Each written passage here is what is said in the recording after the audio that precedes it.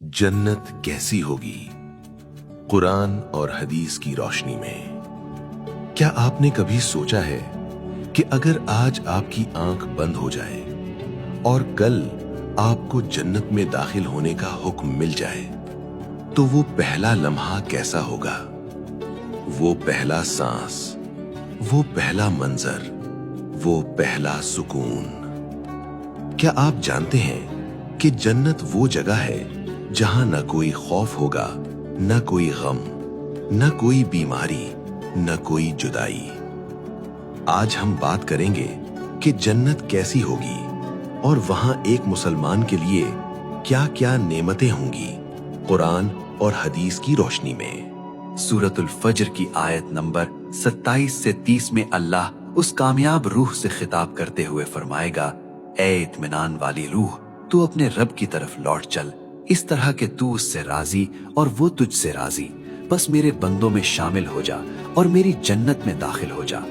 सोचिए, जब अल्लाह खुद आपको दावत देगा तो वो लम्हा कैसा होगा। जब आप जन्नत के दरवाजों के करीब पहुंचेंगे तो वहां खामोशी नहीं होगी बल्कि इस्तकबाल होगा। सूरत उज़्ज़ुमर की आयत नंबर 73 में अल्लाह नक्शा खींचते हुए फरमाते हैं, और जो लोग अपने रब से डरते थे वो गुरुह दर गुरुह जन्नत की तरफ भेजे जाएंगे, यहाँ तक कि जब वो उसके पास पहुंचेंगे और उसके दरवाजे खोल दिए जाएंगे तो वहां के निगरान फरिश्ते उनसे कहेंगे, सलाम हो तुम पर, तुम बहुत अच्छे रहे, अब इसमें हमेशा के लिए दाखिल हो जाओ। फरिश्तों का सलाम और हमेशा की जिंदगी की खुशखबरी। जब पहला कदम अंदर पड़ेगा तो क्या एहसास होगा। सूरतुल इंसान की आयत नंबर 13 में अल्लाह फरमाते हैं, वो वहां ऊंचे तख्तों पर टेक लगाए बैठे होंगे, वहां ना वो सूरज की तपिश देखेंगे और ना ही सख्त सर्दी। यानी वहां का मौसम इतना मोतदिल, इतना प्यारा होगा जिसका तसव्वुर दुनिया में मुमकिन नहीं। वहां की जमीन मट्टी की नहीं, जाफरान की होगी। सही तिर्मिजी की हदीस नंबर 2526 में नबी करीम सल्लल्लाहु अलैहि वसल्लम ने फरमाया कि इसकी मट्टी खालिस कस्तूरी है, इसकी ईंटें सोने और चांदी की हैं।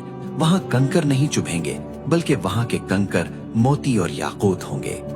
आइए जरा जन्नत के बागात की सैर करते हैं। सूरतुल गाशिया की आयत नंबर 10 से 16 में अल्लाह फरमाते हैं, वो आलीशान बाग में होंगे, वहां वो कोई बेहुदा बात नहीं सुनेंगे।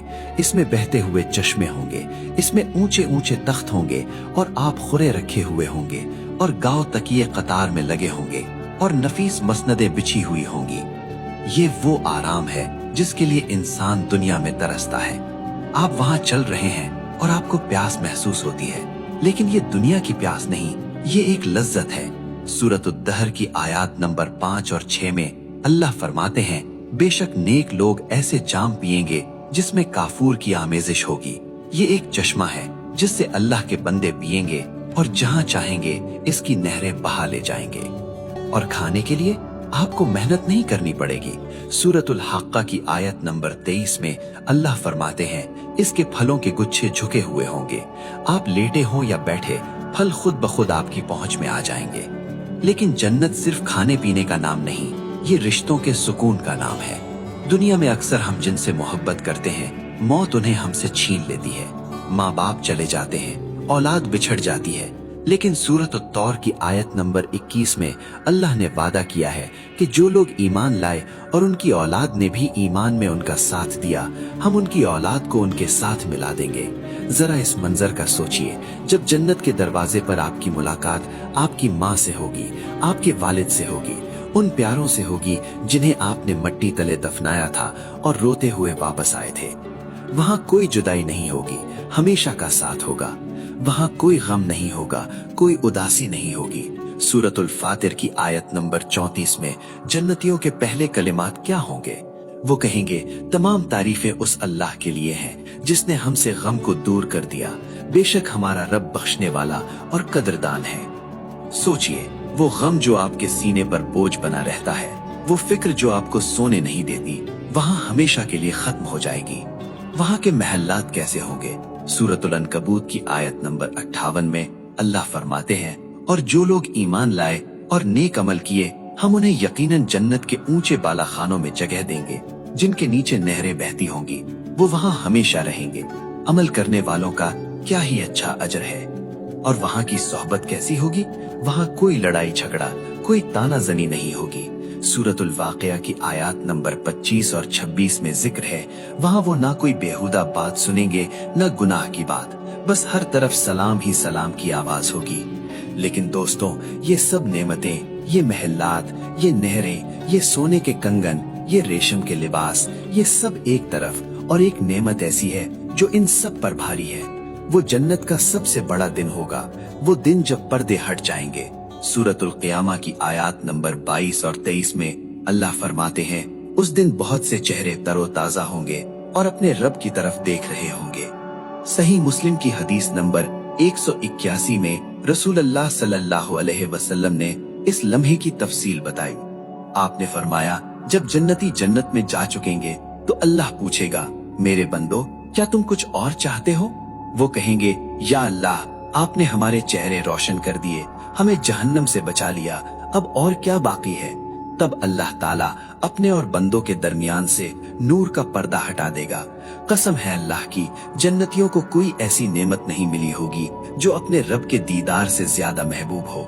वो रब जिसको बिन देखे सजदा किया, वो रब जिसके लिए रातों को रोकर रोए, वो रब जिसके खौफ से तन्हाई में भी गुनाह छोड़ दिए, आज वो रब आपके सामने होगा, बिला हिजाब होगा। तो मेरे भाइयों और बहनों, ये जन्नत कोई अफसाना नहीं है, ये वो हकीकत है जो कल आपके साथ पेश आने वाली है। लेकिन सवाल ये है कि इस आलीशान घर के लिए हमने कोई कीमत अदा की है?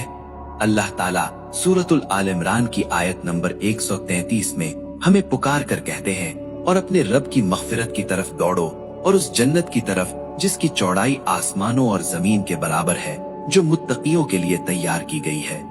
अल्लाह हमें चलने के लिए नहीं कह रहा, अल्लाह हमें दौड़ने के लिए कह रहा है। जिंदगी बहुत मुख्तसर है, ये धोखे का घर है। आज अगर आप थक चुके हैं, अगर दुनिया ने आपको तोड़ दिया है, तो हिम्मत न हारें, बस थोड़ा सा सब्र और है। अपनी नमाजों की हिफाजत करें, कुरान से रिश्ता जोड़ें और अल्लाह से इस जन्नत का सवाल करें। नबी करीम सल्लल्लाहु अलैहि वसल्लम ने सही बुखारी की हदीस नंबर 6500 में फरमाया, दुनिया की मिसाल आखिरत के मुकाबले में ऐसी है जैसे तुम में से कोई अपनी उंगली समंदर में डाले और फिर देखे कि वो कितना पानी लेकर लौटी। ये दुनिया सिर्फ इस एक कतरे की तरह है और जन्नत वो पूरा समंदर है। कतरे के लिए समंदर को मत छोड़ें। आइए आज अभी इसी वक्त नियत करें कि हम अपनी बाकी जिंदगी इस जन्नत को पाने में लगा दें। अल्लाह हम सबको जन्नतुल फिरदौस में हमारे वालिदैन और प्यारों के साथ इकट्ठा फरमाए। आमीन।